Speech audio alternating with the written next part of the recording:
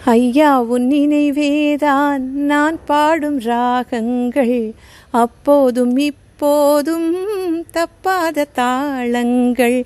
ஐயா உன் நினைவேதான் நான் பாடும் ராகங்கள், அப்போதும் இப்போதும் தப்பாத தாளங்கள்.